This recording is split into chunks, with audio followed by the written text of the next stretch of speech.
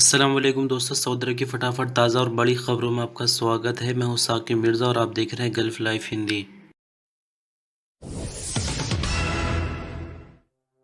Saudi अरब ने जुमे को कोरोना वायरस के नए वेरिएंट के रिकॉर्ड पर आने के बाद साउथ अफ्रीका के साथ साथ 7 अफ्रीका के देशों के फ्लाइट पर पूरी तरह से पाबंदी लगा दी है। यानी इन देशों से ना ही फ्लाइट सऊदी अरब आ सकेगी और ना ही सऊदी अरब से कोई फ्लाइट इन देशों में जा सकेगी। सऊदी अरब की सरकारी न्यूज़ एजेंसी एसपी के मुताबिक मिनिस्ट्री ऑफ इंटीरियर ने अपने बयान में कहा कि South Africa, Namibia, Zimbabwe, Mozambique, Botswana, Eswatini और लेसोतो से फ्लाइट सऊदी अरब ना ही आ सकेंगी और ना ही इन देशों के लिए कोई फ्लाइट सऊदी अरब से ऑपरेट की जाएगी। सऊदी मिनिस्ट्री ऑफ इंटीरियर का कहना है कि इन देशों से सऊदी अरब के सिटीजन के अलावा किसी को भी आने की इजाज़त नहीं होगी, लेकिन अगर इन देशों को रहने वाले सिटीजन सऊदी अरब आना चाहें तो उनको 14 दिन किसी ऐसे देश में गुजारने होंगे जहां पर सऊदी अरब ने डायरेक्ट फ्लाइट पर पाबंदी नहीं लगाई हुई है। आगे मिनिस्ट्री ऑफ इंटीरियर का कहना है कि साउथ अफ्रीका सहित 7 देशों पर जो नई पाबंदी लगाई गई है, इस पर अमल इतवार 28 नवंबर से पूरी तरह से लागू हो जाएगा।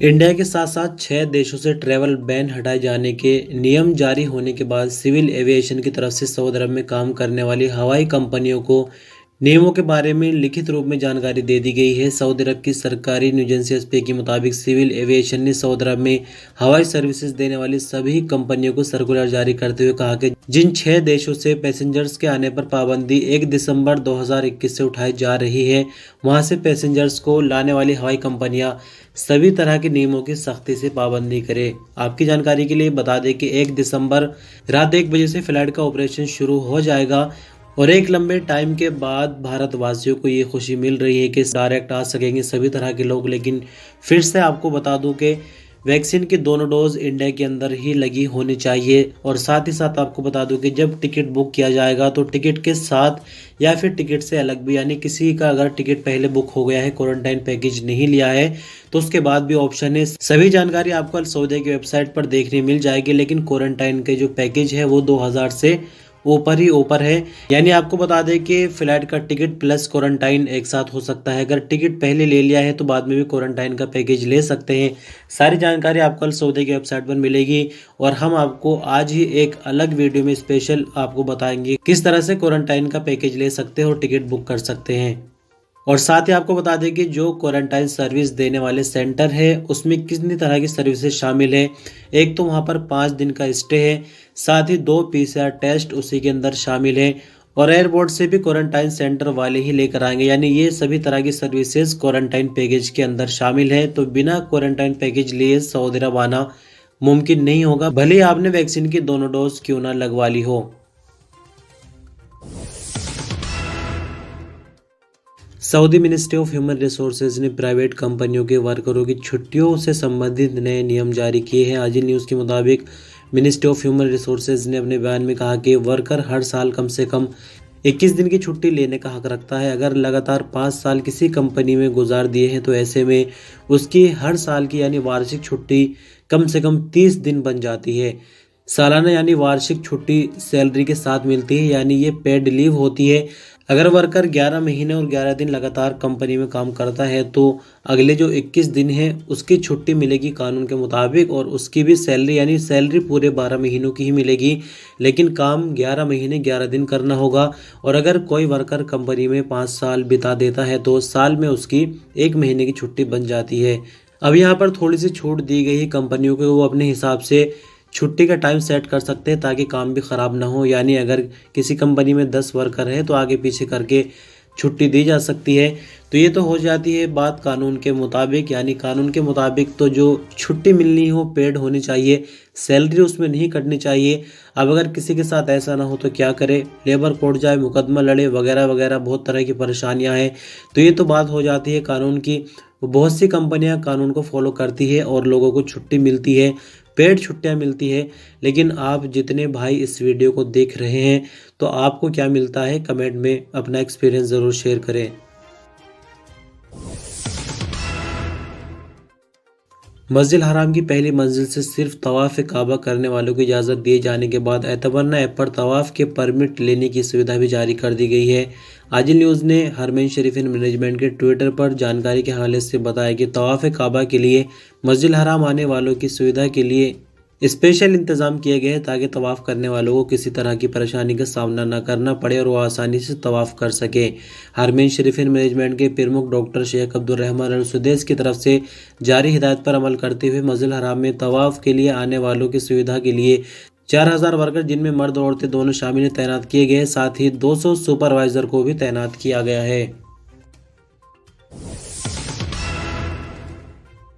सऊदी अरब में बीती रात आई कोविड-19 की रिपोर्ट के मुताबिक नए मामले 24 रिकॉर्ड पर आए, नई रिकवरी 44 और एक नई मौत की खबर है। टोटल एक्टिव केसेस में से क्रिटिकल मामले 45 जो कि हालत नाजुक की वजह से आईसीयू में है। वैक्सीन की डोजेज की अगर हम बात करें तो इस रिपोर्ट तक 4,72,22,767 कुल डोज लगाई जा चुकी है। तो 24 नए मामले रिकॉर्ड पर आने के बाद कुल केस 5,49,642 जबकि 44 नई रिकवरी के बाद 5,38,784 कुल रिकवरी और एक नई मौत के बाद 8,830 कुल मरने वालों की तादाद हो जाती है। सऊदी ज़कात टैक्स और कस्टम अथॉरिटी ने कहा कि ट्रैफिक हादसों के कारण मिलने वाले मुआवजे पर वैल्यू एडेड टैक्स नहीं है, ये मुआवजा वैल्यू एडेड टैक्स से बाहर है। और कज़ अखबार के मुताबिक अथॉरिटी ने कहा कि सोशल मीडिया पर वायरल इस दावे की कोई हकीकत नहीं जिसमें कहा जा रहा है कि ट्रैफिक हादसों से प्रभावितों को मिलने वाली मुआवजे पर इंश्योरेंस कंपनियां 15% वैल्यू टैक्स ले रही हैं। अथॉरिटी का कहना है कि ये दावा गलत है, इंश्योरेंस कंपनियों को ऐसा करने की बिल्कुल भी इजाज़त नहीं है। कई लोगों ने शिकायत की थी कि आखिर इंश्योरेंस कंपनियां ट्रैफिक हादसों से प्रभावितों के मुआवजे पर 15% टैक्स किस बुनियाद पर ले रही हैं। अथॉरिटी ने अपने बयान में कहा कि मुआवजा खरीद फरोख्त यानी सेल परचेज के दायरे में नहीं आता और मुआवजे पर वैल्यू एडेड टैक्स का सवाल ही नहीं बनता। अगर ट्रैफिक हादसे से प्रभावित किसी शख्स से इंश्योरेंस कंपनी मुआवजे पर 15% वैल्यू एडेड टैक्स ले रही है तो ऐसे में उसके खिलाफ शिकायत की जा सकती है। सऊदी सेंट्रल बैंक सामा से इस बारे में शिकायत की जा सकती है और ये ग्राहक का हक है।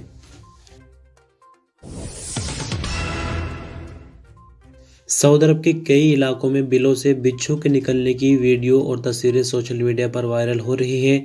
मौसम के जानकार साली अल शेखी ने कहा कि सऊदी अरब में बिच्छू और सांपों के बिलों से निकलने का मौसम शुरू हो चुका है। उन्होंने सऊदी शहरी और अजनबियों को कहा कि एहतियात बरतने की ज़रूरत है। अरबिया नेट के मुताबिक साली अल शेखी ने कहा कि बिच्छू और सांप इस मौसम में बड़ी तादाद में पैदा होते हैं और ये घरों में घुस जाते हैं। मौसम के जानकार का आगे कहना है कि इस हवाले से रेगिस्तानी इलाकों में रहने वाले लोगों और ख़ासकर कच्ची बस्तियों में रहने वाले लोगों को काफ़ी एहतियात की ज़रूरत है। उन्होंने कहा कि ऊंची और पक्की बिल्डिंग में जो लोग रहते हैं वो इन ख़तरों से पूरी तरह सुरक्षित है, लेकिन जो रेगिस्तानी इलाके में रहते हैं या जो कच्ची आबादी में रहते हैं उनके लिए ख़तरा बना हुआ है। सऊदी ज़कात टैक्स एंड कस्टम अथॉरिटी ने बड़ी तादाद में ड्रग स्मगलिंग करने की 7 कार्रवाइयों को नाकाम बनाते हुए लाखों की तादाद में नशा करने वाली गोलियां जब्त कर ली है। सबक न्यूज़ ने कस्टम और ज़कात अथॉरिटी के ट्विटर पर जारी बयान के हवाले से कहा कि कस्टम अथॉरिटी के मुताबिक अधिकारियों ने सऊदी अरब के बाहर से आने वाले ट्रालों में बहुत ही बारीकी से छिपाई गई नशा करने वाली गोलियां जब्त की है। अथॉरिटी का आगे कहना है कि स्मगलिंग की एक और कार्रवाई में बरामद होने वाली नशा करने वाली गोलियों की तादाद 4,67,441 थी। सऊदी अरब के बाहर से आने वाले ट्रायलर के नीचे स्पेशल खाने बनाए गए जहां नशा करने वाली गोलियों को बहुत ही बारीकी से छिपाया गया था, लेकिन कस्टम अधिकारियों ने अपना तजुर्बा इस्तेमाल करते हुए ड्रग को बरामद कर लिया। स्मगलिंग की दूसरी कार्रवाई में स्मगलर्स ने कॉर्न फ्लोर इस्तेमाल किया जिसकी बोरियों में नशा करने वाली गोलियों को छिपाया गया था, जिनकी तादाद 5,66,279 थी। जबकि तीसरी कार्रवाई में जब्त की जाने वाली नशा करने वाली गोलियां 1,36,000 से ज़्यादा थी, जिसे ट्रक के रेडिएटर में खास बदलाव करके छिपाया गया था। ड्रग स्मगलिंग की और कार्रवाइयों में मुलजिमों ने खाने पीने की चीज़ें ट्रांसफ़र करने वाले कूलिंग ट्रायलर को इस्तेमाल किया, जिनके ज़रिए 12 लाख से ज़्यादा गोलियां स्मगल करने की कोशिश की गई थी। अथॉरिटी का आगे कहना है कि इन कार्रवाइयों में 12 स्मगलर्स को भी हिरासत में लिया गया है, जिनके खिलाफ मुकदमा दर्ज करके उन्हें सऊदी नारकोटिक्स विभाग के हवाले कर दिया गया। तो दोस्तों, इस तरह से आज की इस न्यूज़ बुलेटिन की आखिरी खबर थी। बहुत शुक्रिया वीडियो पर अंत तक बने रहने के लिए। अपना ख्याल रखिएगा। अल्लाह हाफिज़।